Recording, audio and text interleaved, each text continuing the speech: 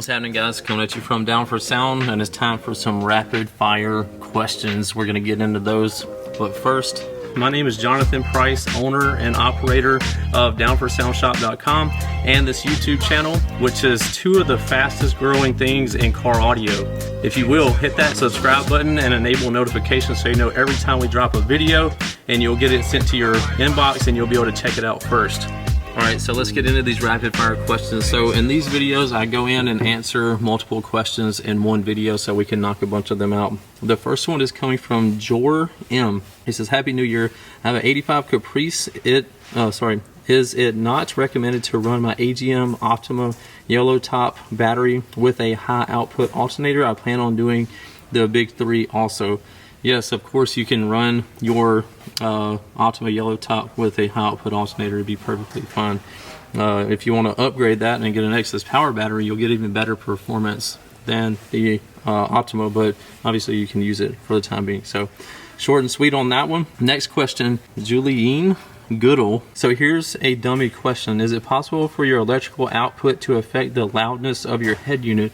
Yes, it can, because if your voltage is lower, your head unit and everything else is going to be putting out less power. So yes, the answer to your question is yes, it can affect the output. If your voltage is lower, you're going to get less wattage output. If your voltage is higher, you're going to get more wattage output, so therefore it's going to be louder. So there's the answer to your question. Next is Wes Brower. It says, thanks JP for all the answers you provide for us bass heads. My question is, what amperage should a HO alt be? If I have a Wolfram C2400, I fuse it at 250 amps, so would a 240 be fine, or would I need a 320, or do I go even larger?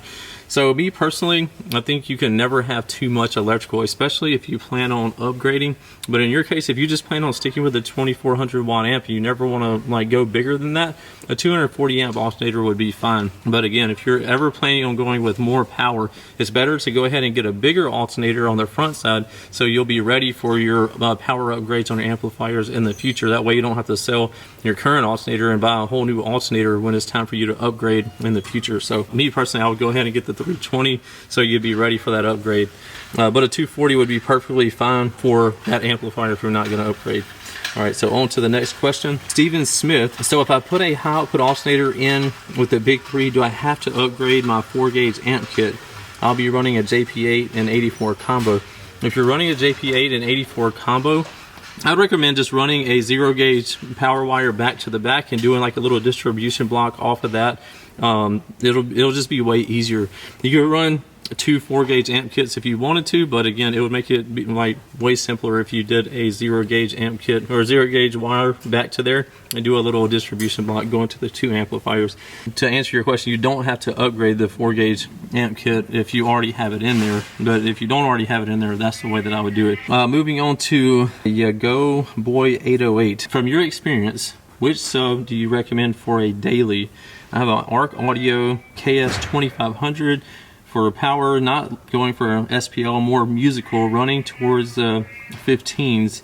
Scar EVL, Sundown U Series, or DC Level 4. You know, I run Sundown subs in my vehicle, so I would recommend Sundown first. You could do a Sundown U Series. It'll do awesome for you. It'll play daily musical bass. Great. So I think that would be a great suggestion for you in your vehicle. So that's my answer on that. Next, we got a bonus question. This is from Pittsburgh 412. It says, JP, I have a question. When I use my phone for Bluetooth, my system sounds good and clear, but when I use my USB flash drive, the doors distort at half volume. What can I do? What you can do is quit using a flash drive. If you know that your flash drive, or maybe you have a low quality flash drive, so you could try getting a higher end flash drive and also higher end music files on that you're putting on your flash drive, making sure it's higher quality music on there. So that's two things that you could do if you just dying to use a flash drive. If it was me personally, I would just use a Bluetooth.